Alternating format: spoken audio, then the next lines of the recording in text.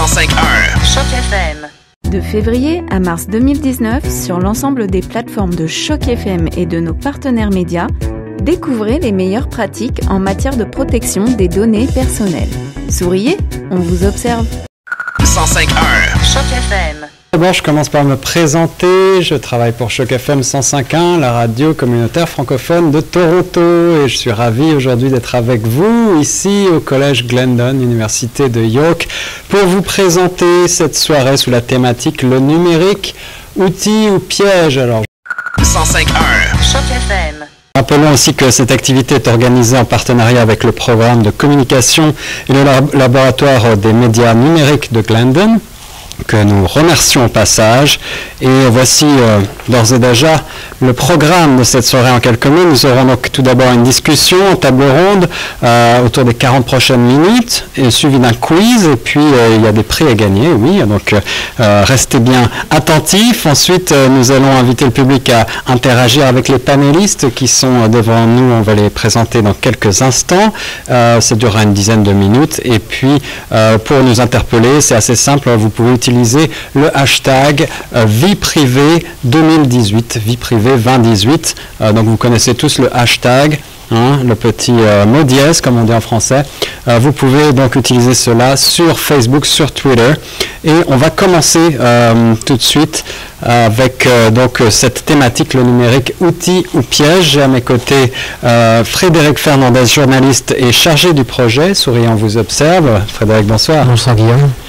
Frédéric, tu as été donc au centre de ce beau projet, une vingtaine de capsules, on va y revenir. On a également devant nous, pour participer à cette soirée, Carla Solier, juriste. Bonsoir Carla. Bonsoir. 105.1 Choc FM. Maintenant, on va avoir la réaction d'une juriste. Carla, est-ce que tu peux nous dire un mot sur cette vidéo ? Oui, donc à travers cette vidéo, on voit l'importance actuelle des informations, puisque les entreprises vont jusqu'à chercher l'information dans les jouets des enfants. Donc on voit vraiment que ça ne s'applique pas qu'aux adultes qui, eux, effectuent des achats en ligne ou vont sur les réseaux sociaux, mais aussi aux enfants qui, eux, sont naïfs et qui utilisent des jouets sans savoir le danger qu'il y a derrière, et même les parents ne le savent pas non plus, la plupart du temps. Et ce qui est encore plus extraordinaire, dans le mauvais sens du terme, c'est que les technologies du Big Data ont réussi à contourner les 5V. Donc les 5V, comme on l'a expliqué dans une de nos vidéos, ce sont des freins à la récolte d'informations. Donc, je vais les citer rapidement. Il y a le volume, donc souvent les informations sont très volumineuses. Donc pour les petites sociétés, c'est difficile à traiter. Il y a aussi des difficultés liées aux véracités d'informations, puisque souvent il y a des faux profils sur les réseaux sociaux, donc on ne peut pas savoir véritablement si l'information est juste. Il y a la vélocité, puisque toutes les informations fluctuent en temps réel à une vitesse énorme, et donc là dans le même sens, toutes les entreprises ne peuvent pas se permettre de traiter ces données. La variété d'informations, on a des images, des vidéos, des sons, toutes sortes d'informations, et enfin la valeur de celles-ci, puisque certaines données ont plus de valeur que d'autres. Donc voilà, tout ça pour dire que les grosses entreprises ont réussi à contourner ces obstacles et donc parviennent à obtenir des données personnelles, donc jusqu'en allant dans les jouets intelligents. Voilà. 105.1 Choc FM. Alors, dans les écoles, il y a des ateliers régulièrement, surtout dans les écoles secondaires, mais déjà dès la 7e et 8e année, sur le cyberharcèlement, surtout sur la sécurité. On parle aux jeunes de leur géolocalisation particulièrement. Donc on parle surtout de se protéger contre la violence des autres. À ma connaissance, il y a moins de choses faites sur le fait que tous ces jeunes-là sont des consommateurs en puissance, ouais, et sans cesse envoient des données en utilisant des applications, en utilisant des médias sociaux. Et ils sont potentiellement des clients pour les entreprises. Ça rentrerait plutôt dans les cours du secondaire au niveau de la littératie numérique. Il y a des choses faites, mais pour revenir à ma première réponse, c'est plus au niveau de la sécurité du cyberharcèlement. Et la police de Toronto, par exemple, passe dans les salles de classe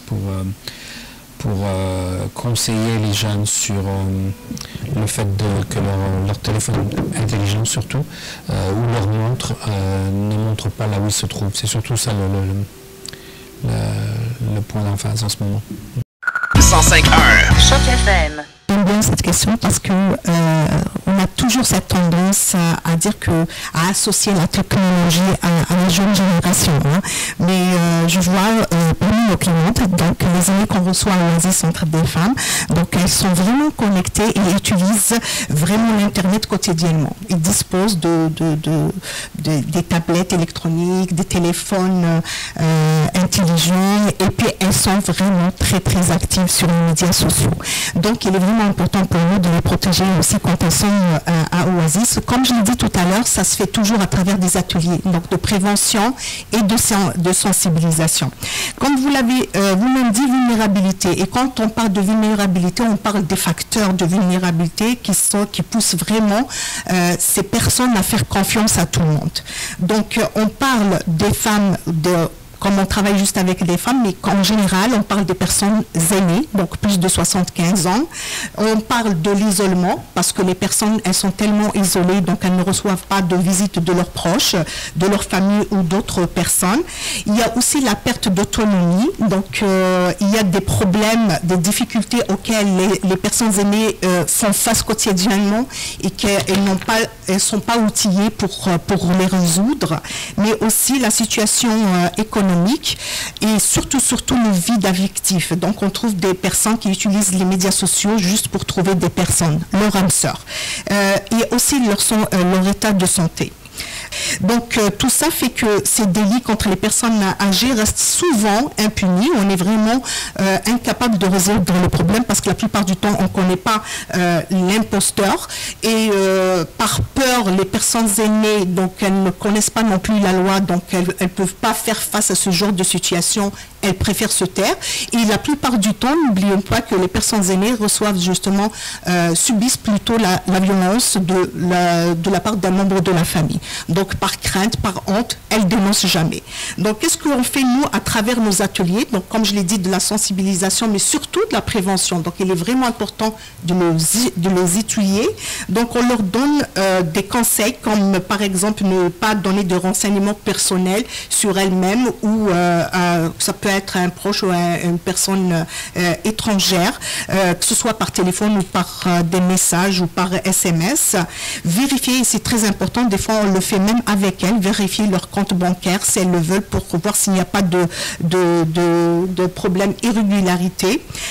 Si la personne, on lui demande, si la personne au bout du fil vous demande de l'argent pour gagner quelque chose, donc on ne gagne jamais de l'argent et on le paye, hein, donc on lui dit de faire attention. Donc on essaye de leur apprendre aussi comment bloquer un numéro de téléphone en cas où il y a des problèmes. Si cette situation arrive plus loin, donc on laisse le choix à la personne elle-même de prendre sa propre décision si elle veut aller plus loin et de porter plainte selon la loi canadienne. Mais dans le cas contraire, donc on essaye de la protéger de cette façon-là. 105.1 Choc FM. Frédéric, est-ce que vous pouvez plutôt nous donner un certain nombre de thématiques qui ont été abordées à travers cette vingtaine de capsules audio et vidéo anglais et français? Souriez, on vous observe. Alors oui, donc très largement, on a une première partie qui va plutôt s'adresser sur une manière théorique aux lois qui sont mises en place aujourd'hui au Canada pour justement la protection des individus sur le plan des données personnelles. Et après, on va commencer à rentrer, je dirais, plus dans le vif du sujet, puisqu'on va voir les entreprises, qu'est-ce qu'elles font exactement de vos données personnelles. On va également voir ce que font les réseaux sociaux plus particulièrement et comment s'en protéger. Et après, sur la fin de notre projet, nous avons plus particulièrement suivi des scandales, comme je l'ai dit tout à l'heure, celui de Facebook, celui d'Air Canada, ou encore d'autres scandales qui nous ont affectés en 2018 ou en 2017. Et nous sommes revenus en détail sur ces scandales et on voit exactement qu'est-ce qui n'allait pas et qu'est-ce qu'on aurait pu faire pour les éviter. 105.1 Choc FM. Oui, donc comme on expose surtout dans les 3 premières capsules, c'est le commissariat à la protection de la vie privée qui surveille un peu tout ce qui est lié aux données personnelles. Donc il y a deux lois. La première, c'est la loi sur la protection des données personnelles et la seconde, la loi sur la protection des données personnelles et des documents électroniques. Donc dans cette mission, le commissariat va pouvoir mener des enquêtes, également des poursuites en cas de violation de violations relatives à la vie privée ou aux données personnelles. Et on peut assimiler ces deux lois au RGPD en Europe, qui est un règlement relatif à la protection des données personnelles. Après, en ce qui concerne les entreprises, comment reconnaître une entreprise responsable, on n'a pas véritablement de label encore pour reconnaître une entreprise de qualité en matière de traitement de données personnelles. Donc les seules recommandations qu'on peut véritablement faire pour l'instant, c'est d'être très vigilant, comme d'habitude, de toute façon, pour tous les renseignements qu'on donne, toujours se poser la question, est-ce qu'on a vraiment besoin de donner ces renseignements-là ou est-ce qu'on peut s'en passer? Et voilà, c'est vraiment une question de vigilance au quotidien. Et voilà, dans le monde actuel, pour l'instant en tout cas, on ne peut pas faire grand-chose de plus à ce niveau-là. 105.1 Choc FM. Effectivement, il y a des dispositions réglementaires qui ont été adoptées, notamment pour protéger les personnes en situation de vulnérabilité dans l'environnement numérique. Moi, en ce qui concerne, ça reste toujours mon point de vue, donc on voit quand même que le marché numérique mondial avance de jour en jour, donc un développement qui est accéléré à une vitesse pas possible. Et puis, je crois que la loi doit avancer en conséquence, donc il ne devrait pas y avoir de vide juridique, comme par exemple la loi anti-pourriel, qui a été un projet de loi en 2012 et qui a été adopté en 2014, donc en 2 ans, il y avait quand même un vide juridique par rapport à ce genre de délit. Donc si des victimes ont eu ce besoin de porter plainte contre leur abuseur, donc c'était pas évident de poursuivre quelqu'un en justice sans connaître la procédure du moment qu'elle n'a pas été adoptée pendant 2 ans. Pour ce qui est de Oasis Centre des femmes, donc je vais rester dans notre cadre par rapport à nos clientes qu'on reçoit. Les femmes qui arrivent à Oasis, généralement, c'est des femmes nouvellement arrivées au Canada. Et quand on arrive au Canada, on n'est pas forcément, forcément qu'on connaît la loi ou les procédures. Même si on commence à lire ou peut-être même à comprendre certaines procédures, ce n'est pas évident pour des personnes qui ne sont pas dans le domaine. Donc nous, c'est vrai, il y a cette loi qui les protège, mais en même temps, on renforce nos efforts sur la sensibilisation et la prévention. Et je vais juste ajouter un petit détail concernant les écoles. Donc vous avez soulevé par rapport aux écoles secondaires, et Oasis justement travaille avec les écoles secondaires, que ce soit le conseil scolaire Viamonde ou le conseil scolaire Mon Avenir, dans un programme qui s'appelle Fière et Forte, dont on fait de la sensibilisation aussi et de la prévention contre la cyberintimidation et la cyberharcèlement pour les jeunes. Et puis ça marche vraiment énormément parce qu'on donne aussi des outils tels que les préventions, comment prévenir ce genre de situation. Mais ça reste toujours une question de choix pour notre clientèle. Donc si elles veulent aller plus loin pour déposer plainte contre ce genre de délit, donc on les engage à le faire, on les accompagne dans tout leur processus, selon la loi canadienne bien sûr. Voilà. 105.1 Choc FM. En réponse au titre de l'émission Inutile ou pire, je pense que tu as un merveilleux outil, on l'utilise tous dans cette salle, je suis certain, et ça serait même difficile de faire sans aujourd'hui, mais il ne faut pas être un utilisateur avisé, je crois. Il faut sentir qu'il faut bien se rendre compte que lorsque ce qu'on va envoyer, les données qu'on va envoyer, on doit un petit peu réfléchir avant de le faire, de voir est-ce que je voudrais que tout le monde le sache ou pas. Et c'est à peu près la réponse à cette question devrait être un bon guide, je pense, pour qu'on n'ait pas de boire. 105.1 Choc FM. Alors, mon mot de la fin, il s'inscrit dans la lignée de ce que vient de dire Xavier. C'est-à-dire que le numérique, il faut quand même pas oublier, c'est une belle chose. Ça fait 20 ans qu'il est aujourd'hui totalement démocratisé. Et puis par le biais de certains réseaux sociaux comme LinkedIn, on peut trouver un emploi, on peut trouver un stage. Donc il ne faut pas non plus l'oublier quelque part, même s'il faut bien évidemment rester prudent. 105.1 Choc FM. Qu'est-ce que la nomophobie tout d'abord? Est-ce que vous avez une idée? La nomophobie, c'est la peur d'être sans son portable. Très bien. La peur d'être sans son portable, sans son téléphone portable intelligent. Ouais, et ça c'est crée une vraie peur panique pour justement certains. pas mal d'anxiété. Que veut dire technologie portable? Lorsqu'on parle de technologie portable, est-ce que vous savez ce que ça englobe? Oui. Non,